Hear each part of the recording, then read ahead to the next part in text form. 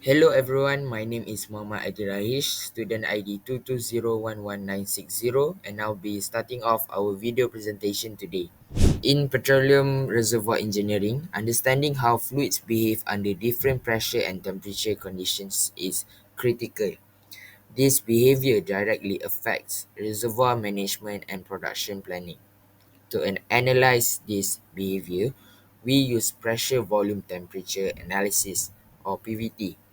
It's a core part of fluid characterization that helps engineers predict how oil and gas will perform during production.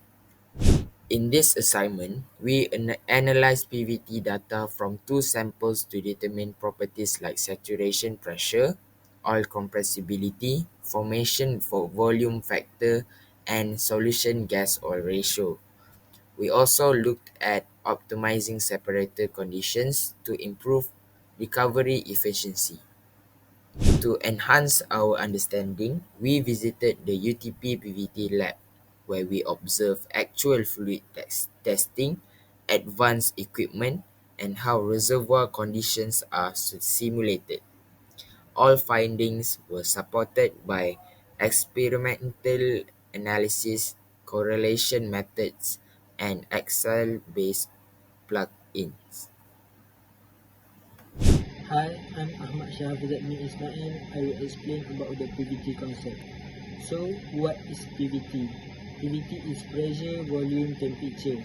It's a set of lab tests done on reservoir fluid to understand how they behave under reservoir and surface conditions. It will help predict how fluid, which is oil, gas, water, change phase and volume as pressure and temperature change. So, the next PVT concept is key properties measured.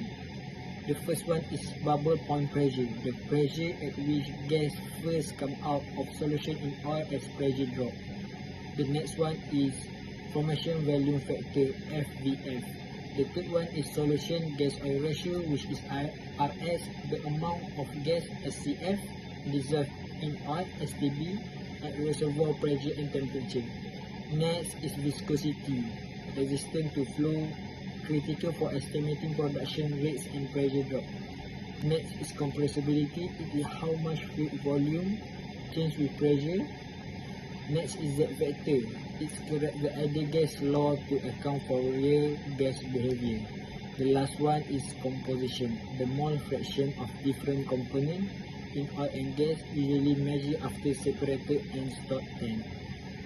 So, the third PVT concept is fluid sampling. Why it's important? If the sample doesn't represent the reservoir fluid, lab result will be misleading. Ideally done early in the life of the reservoir before too much gas has broken out or composition has changed. There is a type of sampling. First is subsurface, which is bottom hole sampling. It will be taken directly from reservoir using special tools when the well is shut in. Pressure must be above or equal to bubble point to avoid gas breakout. Used for accurate composition, viscosity and CCE test. The next one is surface, which is separator sampling. Taken from separator, both oil and gas, and then recombined in the lab using the measure product producing GOR. Easy and cheaper than subsurface but less accurate. The last one is wellhead sampling, taken from the wellhead before saturation, only suitable for undersaturated reservoir, which is single phase liquid and not ideal if the reservoir is close to bubble point. So the next PVT concept is a main PVT laboratory test, which is the first one is flash evaporation test, also called is constant composition expansion. The composition stays the same, no gas or oil is removed. Measure fluid expansion as pressure is reduced. It will help to find bubble point pressure and BO above PB. Used mostly for volatile oil and gas condensate. The second one is differential evaporation test. It will simulate pressure drop below bubble point. At each step, the liberated gas is removed, so the composition keeps changing.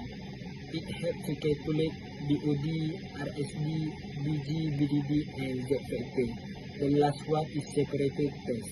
The separated test will simulate what happens as oil and gas are separated at the surface. It will measure BO and RS at separated condition, shrinking factor, which is how much the oil shrink from reservoir to stock tank. The next one is the speed gravity for designing compressor and pipeline, and used to determine optimum separator pressure for maximizing liquid recovery. So the last PVT concept is combining test result. When above bubble point, use data from CCE, flash test, and separator test. Below bubble point, use differential evaporation and separating test. This combination gives a full picture of fluid behavior across the whole pressure range. Hello, my name is Muhammad Adam Adha bin Anwar and my ID is 220115554. So I'm gonna explain about PVT report analysis. So first thing first, we got two samples, which is sample 3559 and sample 9703.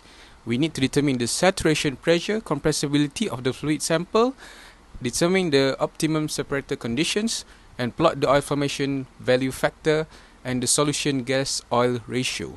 The first one, we can determine the saturation pressure by using Vasquez and Bax correlation, which is for sample 1 we get 2526.98 psia.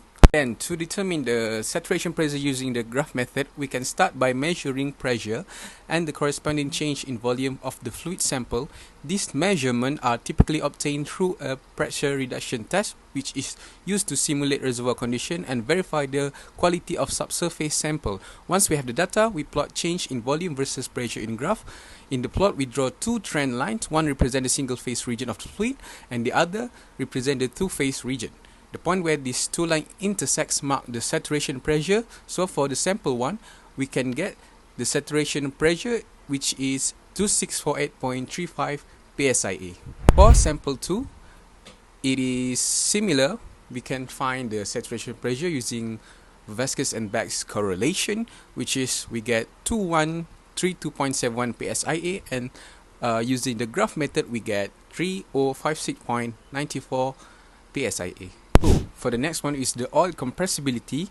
We can find it using Vasquez and Bax correlation, Excel plugin, and we can obtain it from the experiment. So after we find the compressibility, we can compare it in a single graph. For sample 1 and sample 2, above bubble point pressure, the plugin and the correlation, they have the near same value, but for the experiment, they have a slightly higher value for both sample 1 and sample 2. So the next one is the optimum separator conditions for the fluid sample. So for the sample 1 and 2, we can look at the stage that give us the minimum oil formation value factor, or BO, since lower BO means less shrinkage of oil when brought to surface conditions, which is more efficient for production. Alright, next we consider the RS. A lower RS is preferred because it indicates less in gas solution, which simplifies separation and processing.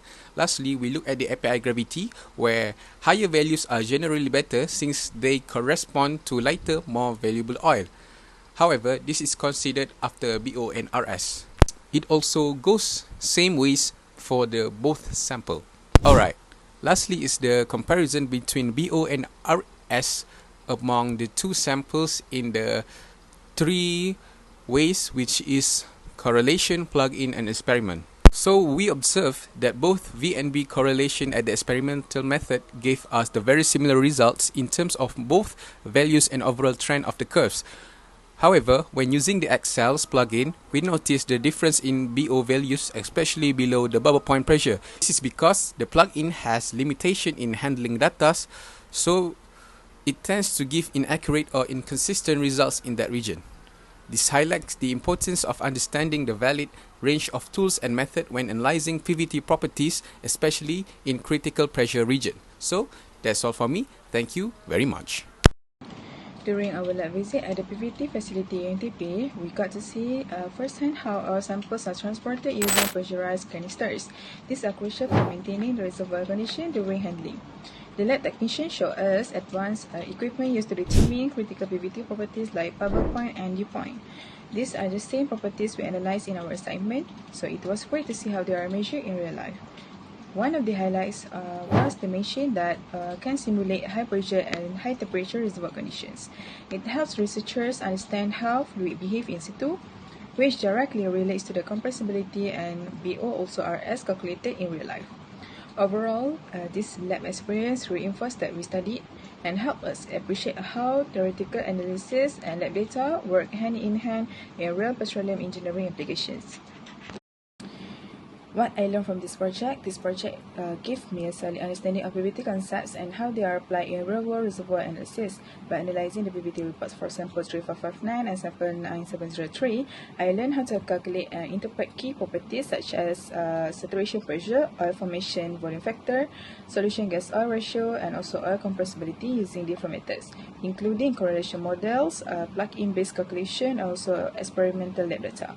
What made this analysis more meaningful was our lab visit to the UTP research building, seeing the actual equipment used for PVT testing, such as pressure cells and recombination setups, helped me understand how the values in our report were derived. For example, in our calculation for PV, using the Vasquez and Beck correlations, I could visualize how lab procedures simulate a real reservoir condition to determine when gas begins to evolve from the oil. When evaluating BO and also RS for different separator stages, our goal was to find optimal separator conditions, aiming for low BO, low RS, and high API gravity. This directly reflected what we observed in the lab, where separator stages are adjusted to get the best surface production performance. For instance, although stage 65 gave the lowest BO in sample 3559, it also had the lowest API, mirroring a real-life trade-off engineers have to consider. In addition, we noticed how graphical trends differed slightly between plug-in base and also experimental values below bubble point, which we link back to the limitations of plug-in approximations versus actual lab tests. This emphasized the importance of accurate lab data to validate or correct theoretical estimates. By integrating these hands-on insights with our report calculations, we gain a more complete understanding of how theoretical models and practical measurements come together in reservoir fluid characterization. The lab visit didn't just support the report, it brought the numbers to life.